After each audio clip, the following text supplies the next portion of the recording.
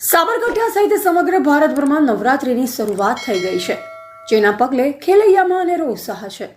જોકે જગતજનની મા જગદંબાની આરાધના માટે હાલના સમયે પ્રાચીન ગરબા ભૂલાઈ ચૂક્યા છે. ત્યારે સાબરકાંઠાના મહેતાપુરા ગામે આજે પણ પ્રાચીન ગરબા યથાવત સ્વરૂપે જોવા મળે છે.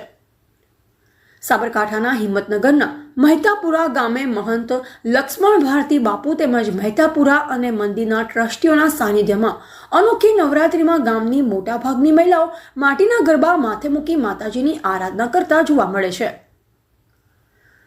મોટાભાગે આજના નવરાત્રિ મહોત્સવમાં આનંદ અને ઉલ્લાસ જોવા મળે છે. જોકે નવરાત્રિના 9 દિવસમાં આધ્યાત્મિક અનુભૂતિ સાથે જગતજનની મા જગદંબાની વિશેષ આરાધના થકી આધ્યાત્મિક, ધાર્મિક તેમજ નૈતિક સામર્થ્ય મેળવવાના દિવસો છે.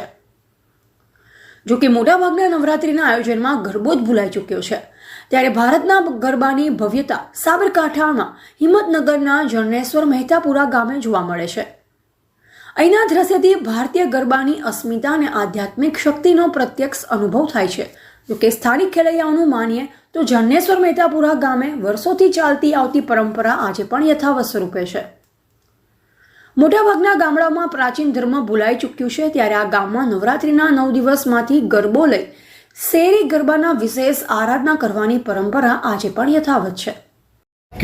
નમસ્કાર. હિંમતનગરનું મહેતાપુરા ખાતે આવેલું જરણેશ્વર મંદિર છે, જ્યાં જરણેશ્વર નવરાત્રિ શક્તિ મંડળ દ્વારા કરવામાં આવે છે અને બહુ વર્ષો પુરાણું મંદિર છે, જેની પૂજા શ્રાવણમાં પણ થાય છે અને વિદેશથી પણ લોકો આવે છે. અને નદી કિનારે સૌંદર્ય મસ્ત પ્રાકૃતિક સૌંદર્ય ધામમાં છે જરણેશ્વર મંદિર. અને આ જે નવરાત્રિ થઈ રહી છે એ પણ વર્ષો પુરાણી છે.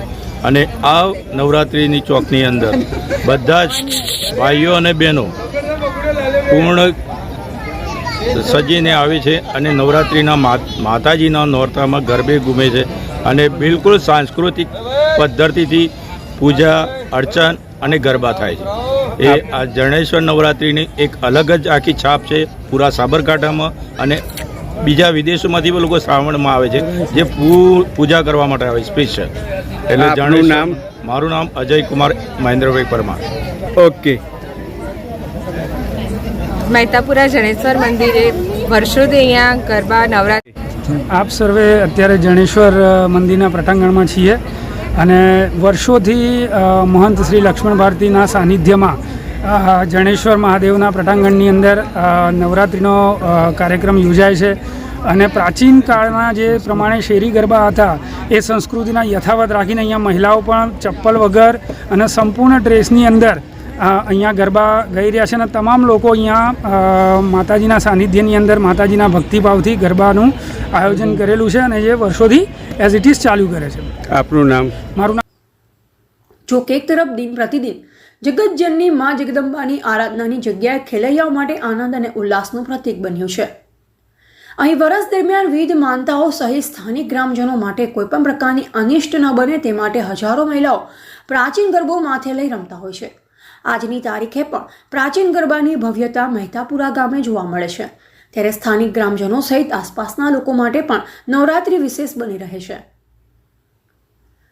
એક તરફ મધ્યકંબા પાસેથી આર્થિક, ધાર્મિક, નૈતિક તેમજ આધ્યાત્મિક સક્ષમતા મેળવવા માટે આ 9 દિવસોની આરાધના માનવ જીવન માટે મહત્વની સાબિત થતી હોય છે, ત્યારે શહેરોમાં ડીજેના તાલે રમાતી નવરાત્રિની જગ્યાએ પ્રાચીન નવરાત્રિ આજે પણ યથાવત સ્વરૂપે હિંમતનગરના જરણેશ્વર મહેતાપુરા ગામે જળવાઈ રહી છે, જે આગામી સમય માટે એક નવું નજરાણું બની રહે તો નવાય નહીં. એવા રાજકમલસિંહ પરમાર, ભારતની અસ્મિતા, સાબરકાંઠા.